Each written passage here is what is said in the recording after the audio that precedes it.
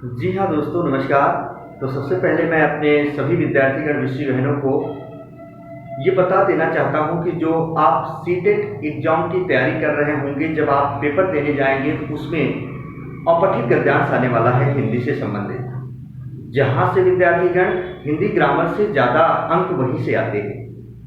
तो दोस्तों, कुछ हमारे विद्यार्थीगण विषय बहनों का कहना होता है कि अपठित किस कदर पढ़ा जाए कि कॉम्पिटिटिव एग्जाम में जब हम बैठें तो इनका उत्तर हम आसानी से कर पाएं। कई बार होता है दोस्तों, शीर्षक पूछ लिया जाता है कि इसका शीर्षक क्या होगा। जी हाँ, आज हम इन्हीं तमाम भूमिकाओं पर चर्चा करने के लिए आप सभी लोगों के सामने रूबरू मुखातिब हुए हैं दोस्तों। और एग्जाम की घड़ी में इनसे कैसे मिजाज पाया जाए, कैसे इनको हल करना है दोस्तों, याद रखिएगा। आपको इसमें मैं कुछ भी नहीं बताने वाला हूँ, सिर्फ एक तरीका बताऊंगा दोस्तों। मेरी ये गारंटी आप डंके की चोट पर ही करके आएंगे। बहुत बढ़ा चढ़ा के बातें तो नहीं कर रहा हूँ दोस्तों, लेकिन आप देखेंगे ना तो आप खुद ही कहेंगे कि सच में सर ये भी कोई तरीका होता है बताने का। जी हाँ, तरीका होता है। कोई विद्यार्थी का ट्रिक वगैरह नहीं होता है, क्योंकि यहाँ तो अर्थ निकालने के लिए आपको देता नहीं है। डायरेक्ट याद रखना, पैसे देगा और 4 ऑब्जेक्टिव टाइप प्रश्न देगा, याद रखिएगा। उसमें से पूछता है इसका उत्तर क्या होगा।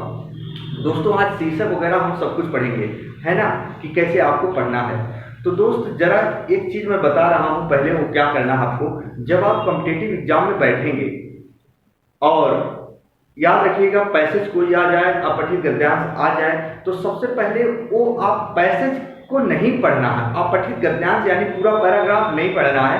पहले आपको जो प्रश्न होता है ना, प्रश्न लगातार जो होता है स्टार्टिंग से 3-4 प्रश्न पढ़ लेना है फटाफट, 3-4 प्रश्न पढ़ लेना है फटाफट। जैसे विद्यार्थीगण हम ये पैसेज लिखे हैं, अपठित गद्यांश लिखे हैं, तो ऐसे आप जब एग्जाम देने जाएंगे ना तो प्रश्न भी नीचे रहेगा, आपको दिखेगा, उत्तर सही दिखेगा। तो यहाँ दिया मनिहार क्या होता है, बंधु का पैतृक पेशा क्या था, निम्न गद्यांश का उपयुक्त शीर्षक क्या होगा। हालांकि इसके बारे में अभी हम और प्रश्न आपको सॉल्व कराएंगे, परेशान नहीं होना आपको। तो जरा देखो विद्यार्थी, यहाँ मनिहार का मतलब बंधु का पैतृक पेशा क्या था, गद्यांश का शीर्षक, 3 प्रश्न मैंने दिया है। इसके साथ साथ 9-10 प्रश्न अभी हल कराएंगे, जाएंगे मत, पहले पढ़िए। तो देखिए क्या रहा, बंधु मनिहार था। बंधु एक व्यक्ति था, वो मनिहार था। मनिहार का मतलब विद्यार्थीगण जो चूड़ी बनाने का कार्य करते हैं, बेचने का कार्य करते हैं, उन्हीं को कहा जाता है मनिहार। चूड़ियाँ बनाना उसका पैतृक पेशा था। चूड़ियाँ बनाना उसका पैतृक पेशा का मतलब ये हो जाता है दोस्तों कि जैसे मान लीजिए हम हमारे घर परिवार में जो पिताजी काम करते चले आए हैं, उसी पर लड़के बच्चे भी वही कार्य करने लगे। जाने के बाद जो पिताजी हमारे वर्क करते थे, पिताजी के ना रहने पर वही लड़का भी वही काम करने लगा, अपना लिया। उसी को कहा जाता है पैतृक पेशा, याद रखिएगा। और वास्तव में वह बहुत सुंदर चूड़ियां बनाता था। कौन? बदलू। उसकी बनाई हुई चूड़ियों की, विद्यार्थी जरा देखिए यहाँ कह रहा है, उसकी बनाई हुई चूड़ियों की खपत बहुत थी, है ना। कह रहा है उस गांव में तो सभी स्त्रियां उसकी बनाई हुई चूड़ियां पहनती थी, उसकी बनाई हुई चूड़ियां पहनती थी। आसपास के गांवों के लोग भी उससे चूड़ियां ले जाते थे। लेकिन कह रहा परंतु वह कभी भी, परंतु वह दोस्तों कह रहा क्या, परंतु वह कभी भी चूड़ियों को पैसे से बेचता न था। मतलब जो बदलू था चूड़ियां बनाकर बेचता था, विद्यार्थीगण जो आते थे खरीदने उसे पैसा नहीं लेता था। कह रहा है उसका अभी तक वस्तु विनिमय, यहाँ कह रहा वस्तु विनिमय का तरीका था, और लोग अनाज के बदले चूड़ियां ले जाते थे। जैसे हम बचपन में छोटे छोटे थे विद्यार्थीगण, याद रखिएगा, कुछ चीजें ऐसी होती थी, गांव में बेचने वाला आता था, हमारे पास पैसे नहीं होते थे, लेकिन किसान भाई के पास अनाज तो उपलब्ध होता था, अनाज देकर उसके बदले वो वस्तु ले लेते थे। वही कह रहा है, और लोग विद्यार्थीगण, और लोग अनाज के बदले चूड़ियां ले जाते थे। बदलू स्वभाव का बहुत सीधा था। देखो क्या करा, बदलू स्वभाव का बहुत सीधा था दोस्तों, बदलू स्वभाव का बहुत सीधा था। फिर यहाँ क्या कह रहा है, जरा देखिएगा ध्यान से, सीधा था। मैंने कभी उसे किसी से झगड़ते नहीं देखा, मतलब बहुत सीधा था। हाँ, शादी विवाह के अवसरों पर वह अवश्य जिद पकड़ जाता था। हाँ, शादी विवाह के अवसरों पर वह अवश्य जिद पकड़ जाता था। जीवन भर चाहे कोई भी उससे मुफ्त चूड़ियां ले जाए, परंतु विवाह के अवसर पर वह सारी कसर निकाल लेता था। इसका कहने का मतलब ये है, जो बदलू थे वो चूड़ियां फ्री देते थे लोगों को, लेकिन जब कोई घर परिवार में कार्यक्रम होता था, शादी ब्याह यानी लगन का सीजन आता था, तब वो फ्री नहीं देता था, सारा का सारा कसर वहां निकाल लेता था। ये कह रहा है, कसर निकाल लेता था। आखिर सुहाग के, देखो आखिर सुहाग के जोड़े का महत्व ही और होता है। मुझे याद है मेरे मामा के यहाँ किसी लड़की के विवाह पर जरा सी किसी बात पर बिगड़ गया था, और फिर उसे मनाने में लोहे लग गए थे। विद्यार्थी, फिर उसे मनाने में लोहे लग गए थे। विवाह में इसी जोड़े का मूल्य इतना बढ़ जाता था कि उसके लिए उसकी घरवाली को सारे वस्त्र मिलते। क्या मिलते दोस्तों? या देखो, कह रहा है क्या कि विवाह के इसी जोड़े का मूल्य, जो चूड़ी वगैरह था, विवाह के सीजन में यानी लगन के सीजन में इतना बढ़ जाता था कि उसके लिए उसकी घरवाली को सारे वस्त्र मिलते, ढेरों अनाज मिलता, उसको अपने लिए पगड़ी मिलती, यानी पैसे भी मिलते थे, मजदूरी भी, और रुपए जो मिलते सो अलग। दोस्तों एक बार आप इसका स्क्रीनशॉट लीजिए, फिर हम अब हल करा दें, प्रश्न परेशान मत होइएगा। जी हाँ, है ना? कह रहा है क्या प्रश्न, क्या कहना चाहता है, शीर्षक वगैरह सब बताएंगे, परेशान होने की जरूरत नहीं है दोस्तों। आइए जरा देखते हैं पहला प्रश्न जो आपकी स्क्रीन के सामने दिख रहा है दोस्तों, तो जरा देखिएगा। कह रहा हूं मनिहार होता है, ऐसे एग्जाम में प्रश्न आएगा, मनिहार होता है दोस्तों। तो मनिहार होता है क्या?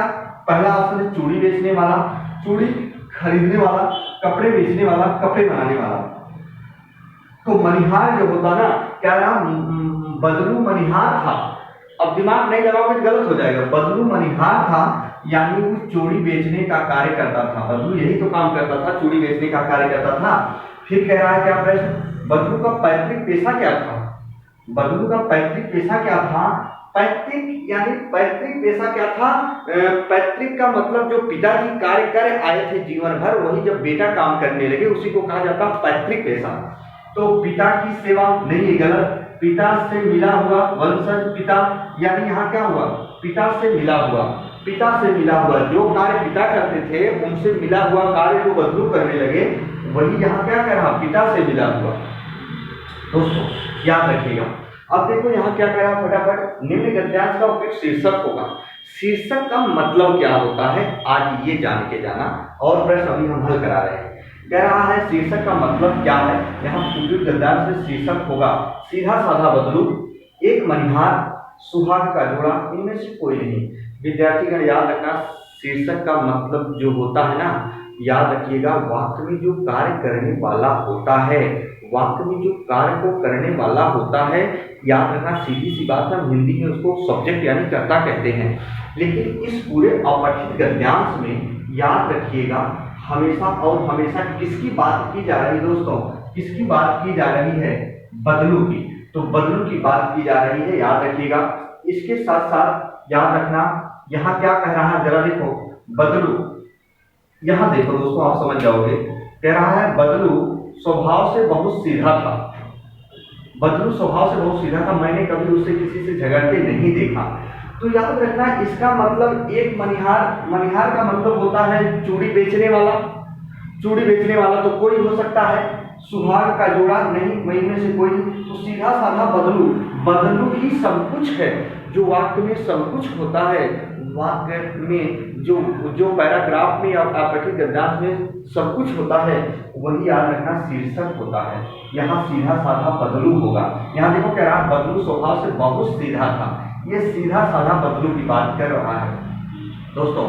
क्या सीधा साधा बदलू, तो यहाँ क्या होगा, सीधा साधा बदलू। विद्यार्थी कभी गलत मत करिएगा। अच्छा, ये 3 प्रश्न आप हल करिए, एक बार इसका स्क्रीनशॉट लो दोस्तों। कुछ और प्रश्न हम हल कराने वाले हैं, फटाफट हम इसको देख लेते हैं जरा। चल देखो, है ना, इसका एक बार स्क्रीनशॉट लेना दोस्तों, फिर हम मिटा के प्रश्न लिख रहे हैं, जरा देखिएगा। क्या है प्रश्न, अभी आप समझ जाओगे। सारा प्रश्न जब हल करोगे विद्यार्थीगण ना, परेशान मत होना। जब देखो प्रश्न क्या कह रहा है,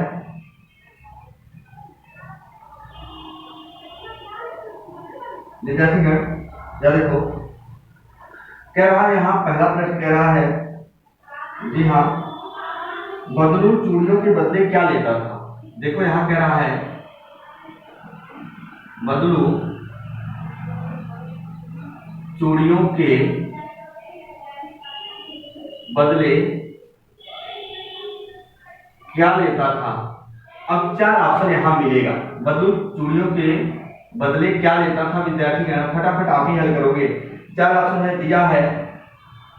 दिया है वस्त्र, दूसरा दिया है रुपए, तीसरा दिया है अनाज, चौथा दिया है कोई नहीं, मुफ्त। चौथा दिया है मुफ्त। यहाँ ध्यान सुनिएगा, कोई का मतलब यहाँ अगर हम मुफ्त लिख दें तो समझ जाना दोस्तों। कह रहा है यहाँ चूड़ियां तो मुफ्त बेचता था। फिर एक बात बता रहा हूँ, कुछ लोगों के दिमाग में जाएगा वो तो यार चूड़ियां मुफ्त बेचता था, बात सही है, लेकिन ये प्रश्न क्या कह रहा है कि बदलू चूड़ियों के बदले क्या लेता था। बदलू चूड़ियों के बदले क्या लेता था, वो पैसा नहीं देता था, ना तो मुफ्त देता था। विद्यार्थी चूड़ियों के बदले वो क्या लेता था, अनाज लेता था। चूड़ियों के बदले कह रहा है, इसका मतलब समझो यहाँ, नहीं तो गलत कर दोगे। बदले प्रश्न ऐसे आते हैं आपके एग्जाम में, नहीं तो गलत कर दोगे दोस्तों। बदलू चूड़ियों के बदले क्या लेता था, अनाज लेता था। एक बार इसकी साथ लीजिए विद्यार्थीगण, ऐसे ही आपको समझना है। फिर देखो अब कह रहा है बदलू को विवाह में पगड़ी के साथ क्या मिलता था। यहां देखो दूसरा प्रश्न लिख रहे हैं कि बदलू को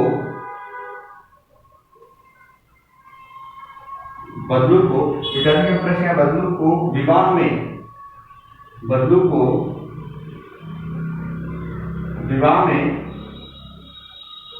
पगड़ी के साथ क्या मिलता था। दोस्तों कह रहा है बदलू को विवाह में पगड़ी के साथ क्या मिलता था, यानी जब विवाह वगैरह का समय आ जाता था, सीजन, शादी लगन का सीजन आ जाता था, तो बदलू को पगड़ी के बदले क्या मिलता था। 4 ऑप्शन दे रहा, मानिए उसके साथ साथ क्या मिलता था, दिया वस्त्र, अनाज, रुपए, वस्त्र, अनाज, रुपए। यहाँ एक ऑप्शन रख दे रहे हैं सभी। ध्यान से सुनो, नहीं तो गलत करोगे। कुछ लोग अब कहेंगे अनाज, कुछ लोग कहेंगे कि साड़ी कसर निकाल देना था, रुपए ज्यादा लेना था, कुछ लोग कहेंगे सभी। तो ध्यान से सुनो, यहाँ क्या कह रहा है, परंतु विवाह के अवसर पर वह साड़ी कसर निकाल देता था। आखिर सुहाग के जोड़े का महत्व तो और होता है। मुझे याद है मेरे मामा की किसी लड़की का विवाह जरा सा किसी बात पर बिगड़ गया था और फिर उसे मनाने में लोहे लगे।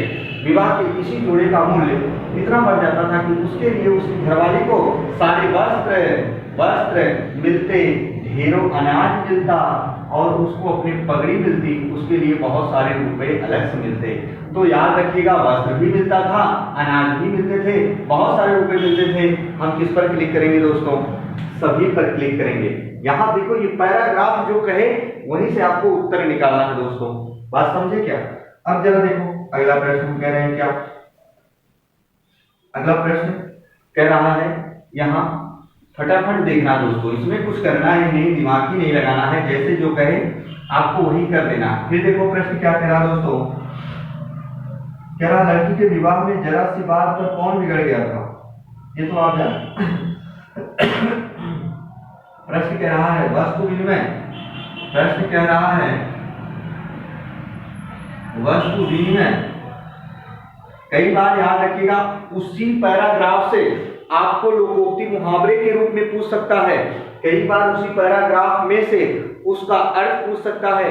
कई बार उसी पैराग्राफ में से विद्यार्थी संधि समास पूछ सकता है। कई बार उसी पैराग्राफ में से किसी शब्द का शब्द विच्छेद पूछ सकता है। कई बार शीर्षक पूछ सकता है। तो शीर्षक वही होता है जो उस पैराग्राफ में सब कुछ करता है, यानी बदलू कर रहा है ना सब कुछ, तो शीर्षक बदलू ही है। तो विद्यार्थी ने याद रखिए, वस्तु विनिमय में प्रयुक्त समास है,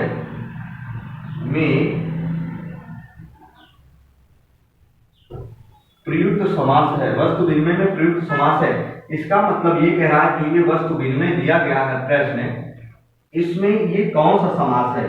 4 ऑप्शन है दोस्तों, 4 ऑप्शन है। पहला कह रहा है दोस्तों अव्ययी भाव। दूसरा कह रहा है दोस्तों द्वंद्व समास, अव्ययी भाव समास, द्वंद्व समास। तीसरा दे रहा है द्विगु समास।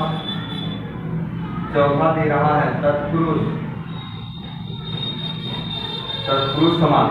तो दोस्तों जरा देखिए, क्या वस्तु विनिमय में प्रयुक्त समास है, तो कुछ नहीं करना है, यहाँ वस्तु विनिमय देखो यहाँ हाइफन चिन्ह लगा है विद्यार्थी का याद रखिएगा। तो यहाँ क्या होगा, ये तो समास होगा, सीधी सी बात है, समझ गए। प्रश्न और देखते हैं विद्यार्थी,